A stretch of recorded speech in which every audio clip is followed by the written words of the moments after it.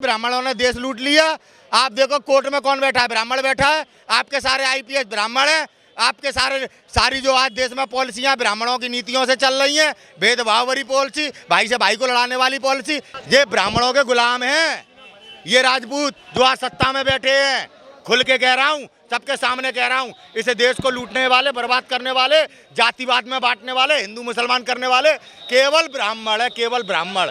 ब्राह्मण की संगत ने आज देश को किन परिस्थितियों में ला दिया, ये सोचना पड़ेगा। ऐसे ही होते रक्षा मंत्री, ऐसे ही होते कृषि मंत्री, जो किसानों से वादा किया क्या पूरा कर दिया नरेंद्र सिंह तोमर ने। ऐसे ही होते कृषि मंत्री है, वादे से मुकर जाना। ये लाल आंख चाइना को दिखाने वाले थे ना आपके राजनाथ, आज क्या हो गया, पावर भी है, बहुमत भी है, क्यों नहीं दिखा पा रहे लाल आंख। ऐसे राजपूत नहीं होते।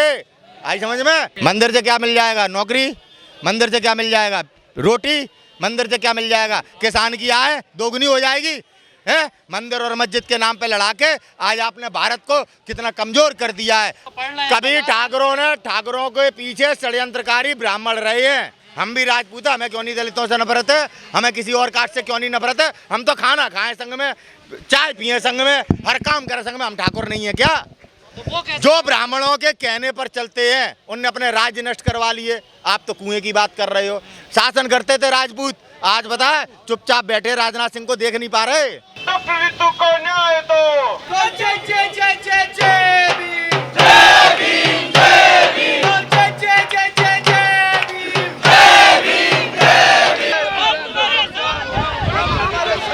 अरे ब्रजभूषण के खिलाफ क्या, अपराधियों के खिलाफ है, चाहे कोई भी हो, क्या कोई भी हो। आप राजीव गांधी को तो घोटालेबाज कहते हो, राफेल डील में घोटालेबाज को घोटालेबाज कहने से डरते हो आप सीएजी की रिपोर्ट में जो चोर है उन्हें चोर कहने से डरते हो आप।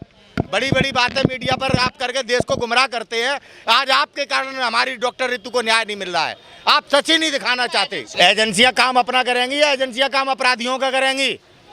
आप अपना काम कर रहे हैं, अपराधियों का संरक्षण कर रहे हैं। के मंत्री जो जेल में है, बिना सबूत के जेल में है। बिना सबूत के जेल में, सबूत क्या है?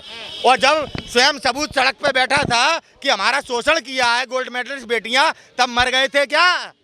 वो सबूत नहीं था, जीता जागता उन बेटियों पे ही कार्रवाई, उन बेटियों को ही कटघरे में खड़ा कर दिया। और संजय सिंह के लिए जो ईडी परमात्मा बन गई है, और ब्रजभूषण सिंह के लिए ईडी, तब कहाँ थी ईडी, तब कहाँ था कानून, तब कहाँ थी आपकी ये कानून व्यवस्था? जब आप लोग उन्हें प्रताड़ित करेंगे, आप लोग उन बेटियों को बदनाम करेंगे, उनकी इस तरह से दुर्दशा करेंगे कि आप बेटियों को ही आरोपी बना देंगे, क्या करेंगी बेटियां, क्या करेंगी बेटियां? आपने मार्ग छोड़ा बेटियों के सामने, गुंडागर्दी की गई बेटियों के साथ, उनके घर वालों को धमकाया गया। आपने क्या दिखाया? आप लोगों ने क्या दिखाया? हमने तो दिखाया। आप सरकार को बचाते हैं। कहाँ चलेगी अब? मीडिया वाले को किस तरीके से कार गेट बंद करके उसका माइक गिराया, किस तरीके से बदतमीजी करी। अभी आपके पत्रकारों को फंडिंग के नाम पे चाइना से फंडिंग आई, अभी अभिषेक शर्मा को गिरफ्तार कर लिया। आप लोगों ने क्या किया, घंटा बजाया है। और जब प्रधानमंत्री केयर फंड में चाइना से फंडिंग आ रही थी तो वो राष्ट्रवाद था। क्यों अपराधी का विरोध करना क्या गलत है? आनंद मोहन भी तो अपराधी था। आनंद मोहन जी को तो ब्राह्मणों ने फंसाया था, जो बंदा पॉइंट पे था नहीं। देखिए, जातिवाद के तहत किसी को आप अपराधी साबित नहीं कर सकते। ब्राह्मणों ने कूटनीति फैलाई, उसमें क्या बहुजन समाज नहीं बसता या और समाज नहीं बसते? दलित डीएम के हत्यारे हैं वो। दलित डीएम के हत्यारे नहीं है, उस व्यक्ति को फंसाया गया। आज भी कहते हैं वो, आज भी कहते हैं वो, उनकी सुनी गई। तब तो आपके ये सुशील मोदी है जे साहब राजनीति कर रहे थे। अब ठाकुर के कुएं पे सबसे ज्यादा मिर्च नहीं लग रही है। किन्हें लग रही है? मोहन को। किसी को नहीं लग रही, ब्राह्मणों को लग रही है मिर्च। वो जो सामने आके देख लो, समझ में आया, ये ब्राह्मण ही उकसा रहे हैं। देखिए दुर्भाग्य, ये वो नारा केवल देश को छलने के लिए था। 15 लाख का भी नारा था, 2 करोड़ रोजगार का भी नारा था। समझ में आई? बड़ी बड़ी इमारतें बनाने का, मेट्रो सिटी बनाने का भी नारा था। हुआ क्या? धोखेबाज सरकार है, विश्वासघाती सरकार है, धोखा किया देश के साथ। आप बेटी बचाओ बेटी पढ़ाओ की बात कर रहे हो, गोल्ड मेडलिस्ट बेटियों का शोषण करने वाले तो नेता हैं इनके, उनका संरक्षण करते हैं ये, बेटियों को अपराधी बताते हैं ये। आप मणिपुर में क्या हुआ, बेटी बचाओ बेटी पढ़ाओ हो रहा था क्या? 80 दिन तक मीडिया ने छुपाया, जो अपने आप को राष्ट्रभक्त कहती है, लोकतंत्र का चौथा स्तंभ कहती है। समझ में आई? मुंह छुपा रही थी देश को, देश के सामने कैसे भी करके इनके कुकर्म ना आ जाएं, जो मणिपुर की जनता के साथ हुआ। बेटी बचाओ बेटी पढ़ाओ, आप लोग कब तक महान बनाओगे? लेकिन मोदी सरकार ने बड़ा काम किया, महिला को 33% आरक्षण दे दिया, नारी वंदन की बात कर रहे हैं वो। बड़ा काम किया तो मणिपुर में, बड़ा काम हुआ तो गोल्ड मेडलिस्ट बेटियों के साथ, बड़ा काम हुआ तो वाल्मीकि समाज की बेटी मनीषा वाल्मीकि के साथ। ये तो लॉलीपॉप दे रहे हैं कि आप वोट दे दो, फिर आगे से बड़े काम होंगे। अब की बार घर में से खींच के घसीट के बेटियों के रेप करे जाएंगे। हाँ, बड़े काम तो ये हैं, सच दिखाओ। संसद में जाएंगे महिलाएं। बड़ा काम किया है, लागू हो गया बिल एक देश एक कानून की बात करके, बड़ा काम किया है। कब तक गुमराह करोगे यार? प्रचार कर रहे हैं वो तो, प्रचार कर रहे हैं, धोखा दे रहे हैं देश को। आपने आरक्षण लागू कर दिया, आपने दिया तो ओबीसी को क्यों छोड़ दिया? आपने अल्पसंख्यकों को छोड़ दिया, क्या वो महिला नहीं है? भूत है क्या? आप देश को बांट रहे हो, सबका साथ सबका विकास की बात करते हो, सबका विश्वास की। आपने ओबीसी छोड़ दिए, आपने अल्पसंख्यक छोड़ दिए, क्यों? और जब है ये क्यों हो रहा है भेदभाव? ये केवल देश की महिलाओं को छलने का काम हो रहा है। जैसे 15 लाख के नाम पर चला था, बेटी बचाओ बेटी पढ़ाओ के नाम पे, आज स्कूल बंद। डॉक्टर रितु, पढ़ी लिखी लड़की, एक माँ बाप पढ़ाई लिखाई के लिए अपना पूरा जीवन न्यौछावर कर देते हैं। एक माँ दो धोती में जीवन व्यतीत करती है कि बच्चा स्कूल कपड़े पहन के जाएगा, और जब बच्चा पढ़े लिख के नौकरी पे लग जाता है तो ये ब्राह्मण नीति है, भेदभाव, ऊंच नीच। संविधान पढ़ाना क्या देशद्रोह है? संविधान की नॉलेज हर एक को होनी चाहिए। ये 6वीं क्लास से लेके और हाई स्कूल तक संविधान पढ़ाना चाहिए हर स्कूल में।